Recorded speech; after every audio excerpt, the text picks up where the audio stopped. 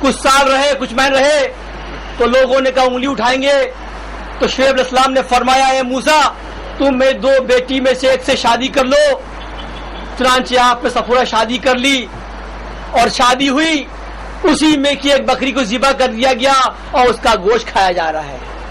क्या है ये बकरी का सब्र है कि शुक्र है इसका? ये तो सब्र और शुक्र की जो बात रखी है मैंने, वो इंसानों में भी है और जिंदातों में भी है और तमाम मखलूक में भी है। अक्सर लोग कहा करते हैं और मैं भी कहा करता हूं, मेरे रब्बुल आलमीन तू मुझ पर सब्र के पहाड़ डाल दे ताकि मैं तेरा शुक्र अदा कर सकूं। और जिसने सब्र को दामन पकड़ लिया, यकीन मानो वो कामयाब है। खुदा खुद कह रहा है कि जन्नत उन्हीं के लिए है जो सब्र पर कायम रहते हैं। और नबी कह रहे हैं कि तुम सब्र करते हो तो तुम मैं रब्बुल आलमीन का शुक्र भी अदा कर लिया करो। बात को बढ़ाते हैं, मूसा की बात भी हो गई, अब बात आते हैं तो ईसा की बात करते हैं कि यहां पर ऐसी क्या बात है सब्र शुक्र की। तो वाकई यकीन मानो कि ईसा ने बहुत सब्र किया है, निहायत सब्र किया है और पैदा होते सब्र किया है।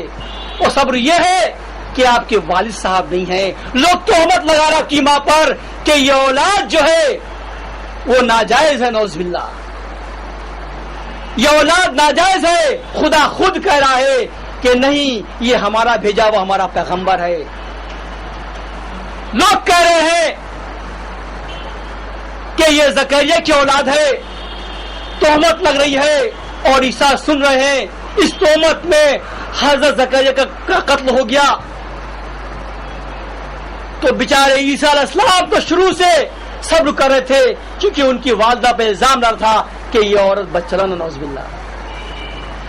और कभी इस शहर में तो कभी उस शहर में कहीं आप टिक भी नहीं पाए और सब्र कर रहे हैं अपने रब्बुल आलमीन का। ए मेरे मालिक, तेरा लाख लाख शुक्र है कि तूने मुझे जिस आजमाइश में उतारा था मैं उसमें कामयाब हो रहा हूं। सबसे ज्यादा अगर शहर बदल हुए हैं या अपने मुल्क को छोड़ना पड़ा है तो हज़रत ईसा को छोड़ना पड़ा है। और एक वक्त वो भी आया कि लोग आपके घर में घुस गए तो जनाब मरियम मौजूद थी तो आप उनको वहां से भगा दिया था। तो बोला कहां ईसा? वो तो बहुत बड़ा जादूगर है, वो जिंदा करता है मुर्दों को, वो नाबीना को आंखें देता है। किधर गया वो? ढूंढते हैं, कुछ नहीं मिलता है। तो देखा बकरी बंधी पड़ी है। तो आप फरमाती है ये बकरी वही है जिसने हमारे औलाद को पाला पोसा है, खिलाया पिलाया है। तो बोलता जरूर इसमें भी कुछ होगा। लिया तलवार और उस बकरी को ज़िबा कर दिया। देखा आपने, यानी नबी और बकरी और दूध कहीं ना कहीं से आ रहा है। क्या ऐसी खास बात है? और यकीन जानना सब्र ईसा भी कोई छोटी बात नहीं है। सब्र अय्यूब तो है, हम आपसे वो बात नहीं कर रहे हैं, लेकिन वो सादत अंबिया में नहीं आते हैं। हम यहाँ जो जिक्र कर रहे हैं वो उलूल अज़्म की बात कर रहे हैं कि अल्लाह कहता है ये वो पैगंबर है जो अपने सब्र पर रहे। मैं भी देखता हूँ कहीं कहीं मूसा सब्र टूटा है लेकिन फिर अपने अल्लाह से माफी मांगी है और वापस आ गए हैं। अब इसको अल्लाह कह दे सब्र वाला तो फिर हमारी क्या पड़ेगी? तो ये 4 पैगंबर तो हो गए सब्र के मामले में, उनकी मिस्ल भी आ गई जैसे था मैंने आपको बता दिया। अब बात करते हैं अपने नबी की बात करते हैं, आखिरी नबी की बात करते हैं, सरदार नबी की बात करते हैं कि आपका सब्र क्या था और आपका शुक्र क्या था। यकीन जानना ना जाने कितनी है। जब आप अल्लाह की बात करते थे तो लोग पत्थर मारते थे, लहू लुहान कर दिया करते थे। अगर पढ़ते थे तो लोग कानों में उंगली डाल दिया करते थे, सुनो मत। तो इसी सूर के अंदर सूरह काफ की आयत नंबर 29, 30, 31, 32 में अल्लाह फरमा रहा है جب آپ کو پریشان کیا گیا تو آپ طائف پہنچ گئے جو مکی کے پاس تھا اللہ کی عبادت کرنے کے لیے. تو وہاں پہنچ کر کے آپ قرآن کی تلاوت کر رہے تھے. تو جب تلاوت کر رہے تھے تو دیکھا وہاں تو کوئی بھی نہیں ہے. خدا کی وحی آئی, اے نبی تم فکر مت کرو کہ جو تم پڑھ رہے ہو اس کو کون سن رہا ہے. ارے ابھی ابھی ایک جناتوں کی جماعت تم پر ایمان لے آئی ہے.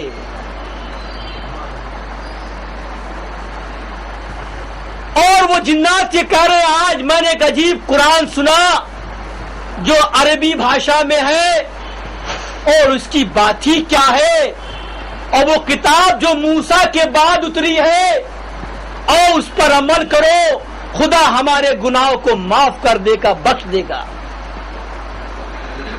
تو سوال ہے کہ یہ کون جنات تھے؟ اب یہ علم کی بات ہے جو آپ لوگ لکھ سکتے ہیں.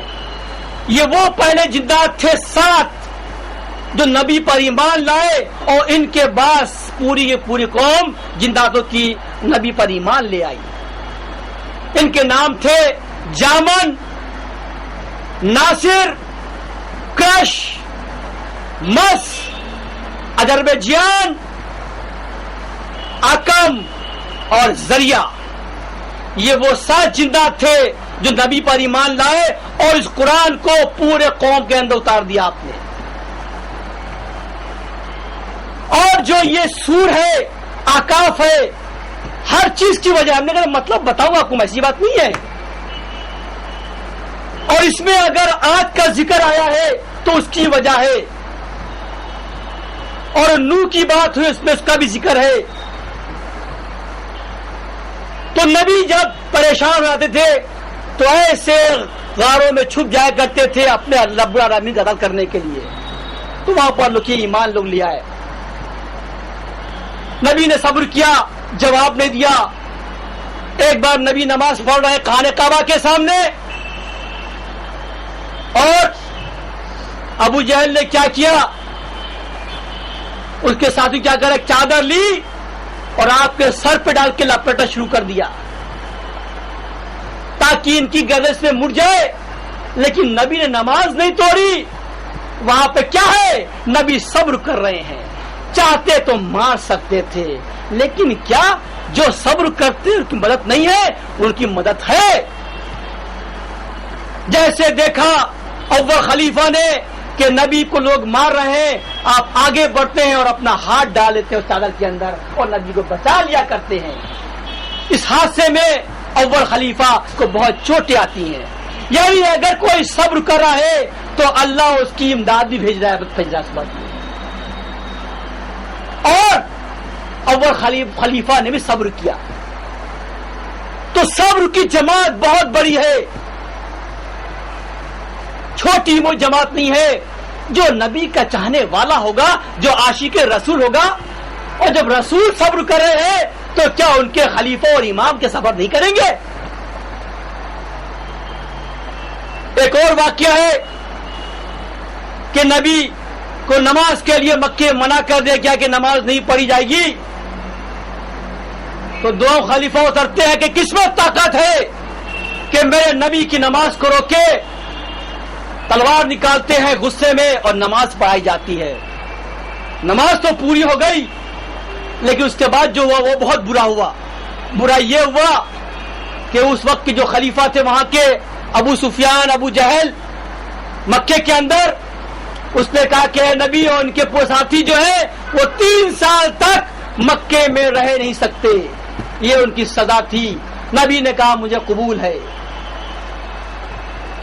چچا نے کہا مجھے قبول ہے. ابو طالب نے کہا. فوراً فوری کے اندر کچھ سامان لیا, 20 بچے لیے اور شعیب ابو طالب جا کے بیٹھ گئے. شعیب ابو طالب وہ جگہ ہے جو پہاڑی تھی, وہاں پر یہ 3 سال کی میعاد تھی, رسد اتنی نہیں تھی, کھانا ختم ہو چکا, لوگ بیمار پڑ رہے تھے. اللہ کے نبی صبر کر رہے ہیں, صحابہ اکرام صبر کر رہے ہیں, چچا ان کے صبر کر رہے ہیں. یہاں پر یہ کیونکہ نبی صبر کر رہے ہیں. تو ایک عورت آتی ہے, بولتی ہے نبی یہ بچہ میرا بہت بیمار ہو گیا ہے. بولتے رکھ دو اس کو میرے پاس میں. اور کیا کہتے ہیں کہ تم بھی خدا سے دعا کرو اور ہم بھی دعا کرتے ہیں. آپ نے اللہ کی بارگاہ اٹھائے اور بچہ اچھا ہو جاتا ہے. اس کے بعد میں نبی اللہ سے کہتے ہیں میرے رب العالمین، اے میرے پالنہار، یہ امتحان میرا ہے، یہ میرے صحابوں کو امتحان سے نکال دے. تو خدا کی وحی آئی، اے نبی تمہارے جتنے بھی عاشق ہیں ان سب کا امتحان ہے تمہارے ساتھ صبر کا، گھبرو مت. اور یقین جاننا اس وقت جو طریقہ تھا مکے کا، اگر کسی کو شہر بدر کیا جاتا تھا تو ایک تختی پر لکھا جاتا تھا بسم اللہ الرحمن الرحیم لکھتے تھے اور لکھتے تھے اس شخصوں کی جو میعاد ہے وہ فلاں سال ہے، اور اگر اس کو دیمک کھا جائے تو میعاد ختم ہو جائے گی. یہ اصول تھا مکے کا. تو نبی کہتے ہیں چچا ابو طالب جائیے، لگتا ہے وہاں پر دیمک کھا چکی ہے تختی کو. تو بھتیجے تم کیا کہہ رہے ہو؟ کہنا آپ جائیے تو دیکھیے. تو جاتے اور دیکھتے ہیں کہ مکے میں تختی دیمک کھا چکی ہے، واحد اللہ کا نام بچا ہوا ہے. تو وہ لوگ جو کہتے ہیں نبی کو علم غیب نہیں ہے، میں ان کو بھی بتانا چاہتا ہوں. یہ صبر کی بات ہو رہی ہے. اور بولوں آخری نبی کو تو پردہ کرنا پڑا، لیکن ان کے پہلے نبی کو پردہ تو نہیں کرنا پڑا. خدا نے ان کو اٹھا لیا اور اللہ کا وعدہ ہے کہ ہم عیسیٰ کو دوبارہ دنیا میں بھیجیں گے، ان کی شادی بھی ہوگی،